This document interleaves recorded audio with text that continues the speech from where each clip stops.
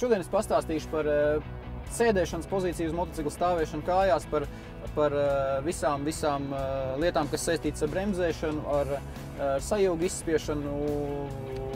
Un šis ir mans personīgais profesionāls sportistu viedoklis, bet tas nav, es nesaku 100%, ka tas ir vienīgais un pareizais. Tas ir tīri mans profesionāla sportista ieteikums. Sākšu ar stūres pozīciju. Tātad, principā, mans personīgais viedoklis ir tāds, ka man kā sportistam ir ērtāk stūres pozīcija, lai viņa būtu nedaudz zemāk. Tas ir, lai būtu saprotams, gandrīz pret dakšu. Tātad, lai nebūtu pa daudz uz priekšu, lai nebūtu pa daudz uz leju. Un lai vēl pats galvenais, lai katrs sportists pieregulē stūri pēc tā, lai viņš, pieņemsim, braucot, lai stūri viņam nesitās pret ceļgalu līkumā. Tas ir diezgan svarīgi. Tātad vēl kas ir pa stūri.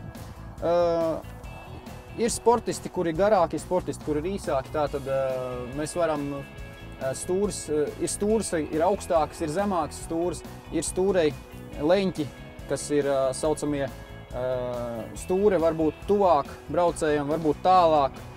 Tas ir principā katrs sportists izvēlās sev individuāli šo te stūres augstumu, stūres platumu.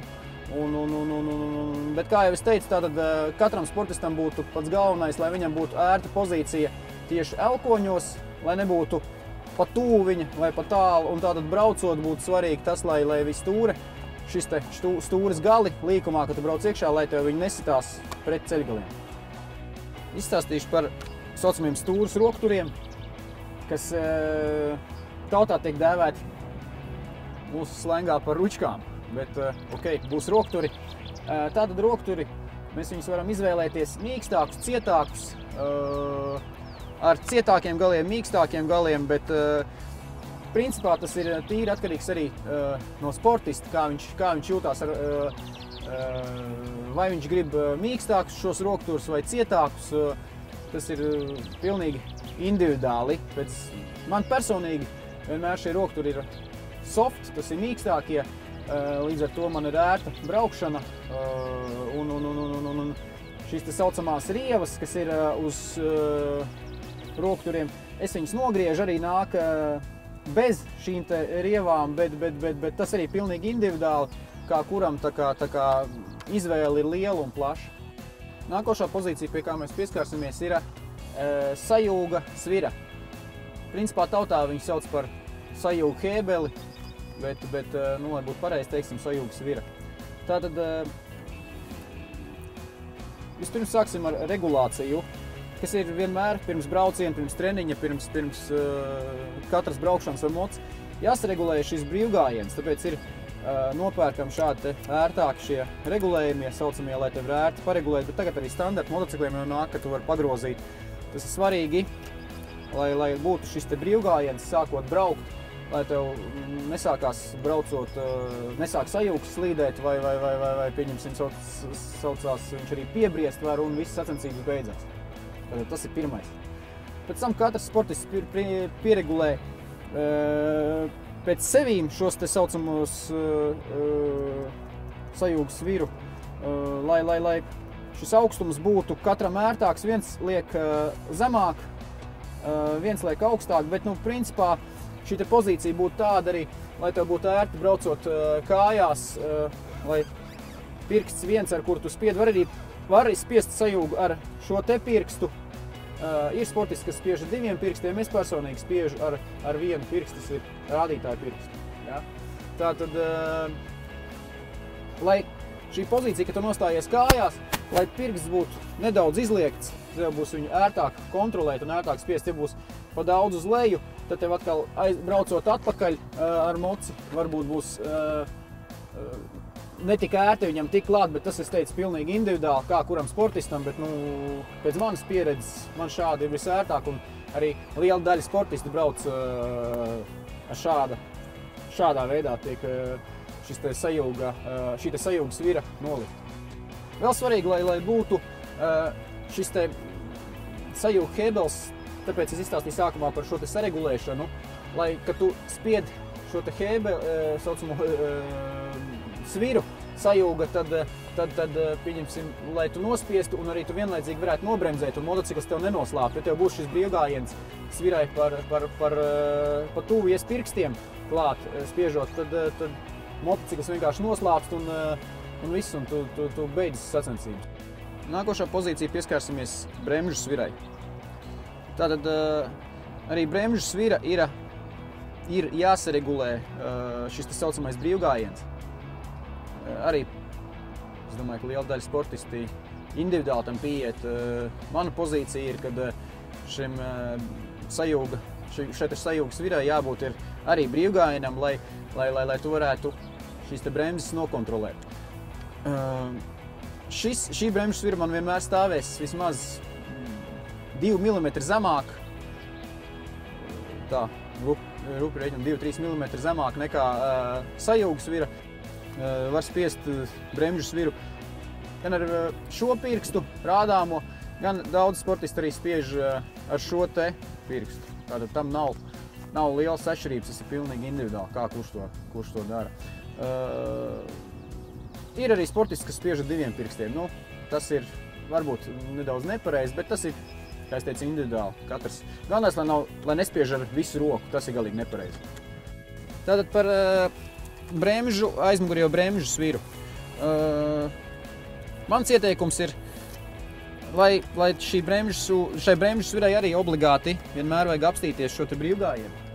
Tātad, lai ir brīvgājiens, tātad, lai bremzes, lai eļļa neuzkarst, nepiebriest, nenoklamē pakaļējais ritenis, tātad šim te brīvgājienam ir jābūt. Pozīcija, kādā šī te svira atrodas, būtu labi, ja tu uzliec kāju un viņš stāvētu tā, šādā pozīcijā, lai nebūtu pa augstu, nebūtu pa zemu. Tātad vienā gandrīz līmenī ar šo te kāpsli, kur tu turi kājas. Ja? Tātad vienā līmenī, lai tev būtu ērti uzspiest, gan, kad tu esi kājās, gan, kad tu aizēji atpakaļ uz motocikla, gan, kad tu apsēdies. Tātad, lai tev būtu ērti nospiest. Nākošais, par ko es pastāstīšu, ir ātruma pārslēdzēja pozīcija, kā viņu labāk uzlikt un lai zinātu apmēram, kurā brīdī viņa būtu jāpārliek, kurā brīdī nav jāpārliek. Tātad parasti viselementārāk laikam ir pēc kājas izmēra skatīties šo te lietu. Ja tev ir 43, zem 43 kājas izmērs, tad vienmēr šī ātruma pārslēdzēja svira paliek, var teikt, tādā pašā standarta pozīcijā, kā viņa jau nāk no rūpnīcas. Tas ir šādi, kā viņa stāv. Man arī virsū, man ir 43. izmēra kāja. Tātad, ja tev ir jau sākot no 45, 46 uz augšu, ir džekiem, kuriem ir liela kāja izmēra, tad tiem es ieteiktu varbūt palikt vienu robiņu augstāk. To te pārslēdzēji tev būs vieglāk tikt klāt viņam un vieglāk uzslēgt.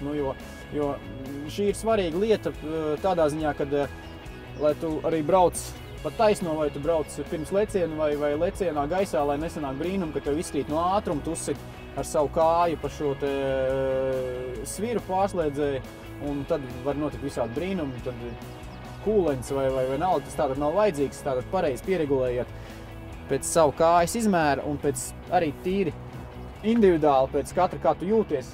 Šī ir svarīga lietiņa, lai jūs varētu justies ērti uz motociklu un pārslēgt ātrumu. Sēdēšana uz motociklu. Tātad parasti sēžam apmēram pa vidu, lai nav pa daudz ne pie bākas, ne atpakaļ. Šī te vidus pozīcija ir tāda, kur sēž principā katrs sportists. Tas ir arī motokursā ir daudz vietas, kur jāpiet ātri pie bākas, jāaiziet atpakaļ, bet tātad sēžam nevis ar taisnu muguru, ne ar pa daudz pieliekušies pie bākas. Sēdēšana notiek nedaudz tā kā kupris mugurā uzmest, bet tas ir tāds nosacīti. Tātad, lai būtu tas ērtums, lai ir. Tātad roku pozīcija, elkoņu pozīcija ne pa daudz uz priekšu, ne pa daudz uz leju. Tad rekur šī te roka aiziet elkonītī nedaudz ieliekta, lai jums būtu ērti vadīt motociklu. Nu, tātad paši šī sajūta, lai nav tā, ka jums nogurs pleci vai elkoņi no turēšanas. Tātad nevajag pārspīlēt, kā es teicu, ne pa daudz uz priekšu, ne pa daudz uz leju, bet lūk šādi. Turam tā visvieglāk vadīt motociklu. Kājās stāvēšana. Taisnās kājās stāvam, tātad provējam neturēt kājas šādi vai arī šādi. Tātad turam kājiņas apmēram pa vidu, varbūt nedaudz atpakaļ, kas būtu, lai nedaudz amortizējas jums šī kāju darbība. Tātad var nedaudz ieliek kājas, nedaudz tāda pozīcija. Neieteikt braukt šādi, kas ir nepareizi, jo pie kļūdas jūs saņemiet vienkārši ar motocikla aizmugurējo sēdekļa daļu pa dibenu un visādi brīnumu kritieni rodās. Tātad, jo vairāk varētu jūs nostāvēt taisnās kājās, jo pašiem labāk gan pēc leciena taisnas kājas ieteiktu noturēties viņās, gan arī taisnajos gabalos, kur ir bedres, bet tas arī varētu būt individuāli pēc sportista auguma, bet lielākā daļa provēs stāvēt taisnās kājās. Tātad vēl kas ir svarīgi, motociklu var nedaudz saspiest ar ceļiem, bet tas nebūtu jāpārspīlē, ka viņš jāsaspiež tā, ka viņš jums nogurs pilnīgi kājas no saspiešanas. Viņš ir jātur tātad elementāri, tātad jūs varat uz šī savas saucamās pekas, kuram stāv motocikls, vienmēr uzkāpt un pavingrot uz viņa, tātad, lai būtu tā kontrola trasē.